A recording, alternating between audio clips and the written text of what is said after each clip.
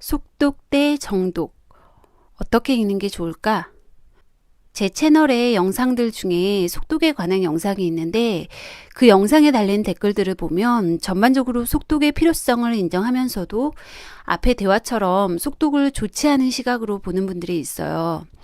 그래서 오늘 영상은 속독을 효율적으로 이용하는 방법에 대해서 준비해 보았습니다.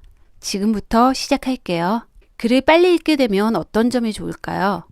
우선 시간이 절약되니까 똑같은 시간 안에 더 많은 책을 볼 수 있겠죠. 그리고 책을 많이 읽으면 읽을수록 자신에게 도움이 되는 좋은 책을 만나게 될 확률 또한 높아질 테고요. 하지만 단언컨대 세상 어떤 사람도 책을 많이 읽어보지 않고서는 절대 자신에게 도움이 될 만한 좋은 책들만 한 번에 딱딱 골라서 읽을 수 있는 능력은 없습니다. 그냥 이 책 저 책 많이 읽다 보면 자신에게 좋은 책을 만나게 되는 것이죠. 그래서 제한된 시간 안에 최대한 많은 책을 접해보기 위해 속독이라는 것을 적절히 이용할 필요성이 있습니다. 그래서 저는 속독을 주로 이렇게 사용해요. 첫 번째, 책을 구입하기 전에 이 책이 어떤 종류의 책인지 알기 위해서, 그리고 또 이 책의 내용이 나한테 도움이 될 만한 것인지 살펴보기 위해서 속독을 이용합니다. 두 번째, 책을 읽으면서 별로 중요하지 않은 것 같은 내용이 나오거나 아니면 이미 알고 있는 내용들이 나올 때는 그냥 빠르게 읽고 넘어갑니다. 책을 읽다 보면 이 책은 그냥 빠르게 대충 읽어 나가도 되겠구나 하는 생각이 드는 책들이 있어요. 그런 책들은 그냥 빠르게 읽어 나가고요. 대신 읽는 도중에 도움이 될 만한 내용이 나오는 부분에서는 내용의 이해도를 높이기 위해 상대적으로 천천히 읽어 나갑니다. 그러니까 저 같은 경우에는 무조건 빨리 읽는 게 아니라 같은 책을 읽으면서도 읽는 부분의 내용에 따라 속도를 달리해가며 읽는다는 뜻이죠. 실제로 독서법의 대부로 알려진 모티모 애들러도 속독에 대해 이렇게 말을 했습니다. 가장 이상적인 읽기는 단순히 빨리 읽는 것이 아니라 다양한 속도로 읽는 것이다. 따라서 필요할 때 속도를 바꿀 수 있는 능력이 중요하다라고 말이죠. 그래서 저는 속독에 대해 무조건 부정적인 시각을 가진 분들에게 이 말을 하고 싶습니다. 모든 책을 다 속독할 필요는 없지만 빠르게 읽는 능력을 길러서 그것을 적절히 이용하는 것은 필요하다라고 말이죠. 사실 책을 읽는 속도는 책의 성격이나 난이도에 따라 다를 수밖에 없고 또 같은 책을 읽더라도 개인의 독해 수준에 따라 조금씩 차이가 있을 수밖에 없습니다. 그래서 저는 개인적으로 나는 30분 동안 책을 몇 페이지 읽을 수 있다라고 말하는 것은 크게 의미가 없다고 생각을 합니다. 그럼에도 불구하고 책을 빠르게 읽는 능력을 향상시킬 필요가 있다고 말하는 이유는 독서라는 활동에 있어서 가급적이면 시간의 낭비를 줄일 필요성이 있기 때문입니다. 안타깝게도 현실은 그냥 빠르게 대충 살펴보기만 하기에도 시간이 아깝게 느껴지는 책들이 있잖아요. 그래서 책을 읽더라도 무조건 빨리 읽어라 아니면 무조건 천천히 읽어라가 아니라 책 내용에 따라 중요하지 않은 부분은 그냥 속독으로 빠르게 훑어 지나가고 중요하게 생각되는 부분은 속도를 조절해서 천천히 생각해가며 읽을 필요가 있다는 것이죠.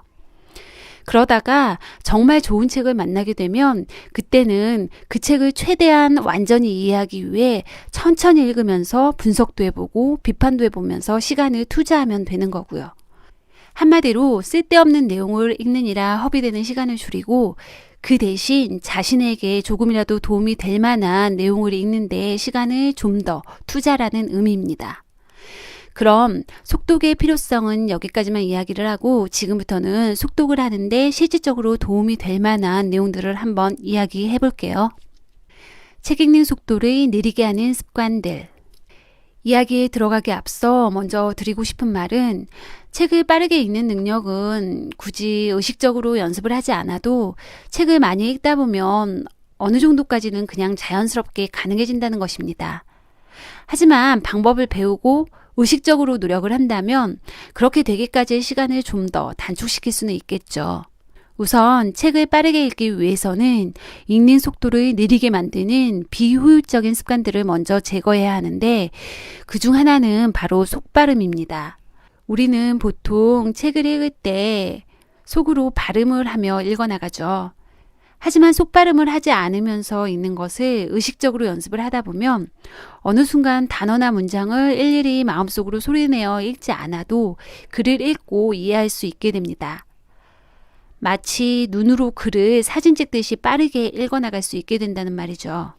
그리고 두 번째, 책을 읽어나가면서 눈의 움직임을 자주 멈추는 것도 책 읽는 속도를 느리게 만드는 요인 중에 하나입니다. 보통 어린아이들이나 책을 잘 읽지 못하는 사람들을 보면 한 줄을 읽으면서 대여섯 번이나 눈의 움직임이 멈추는 것을 볼 수 있습니다.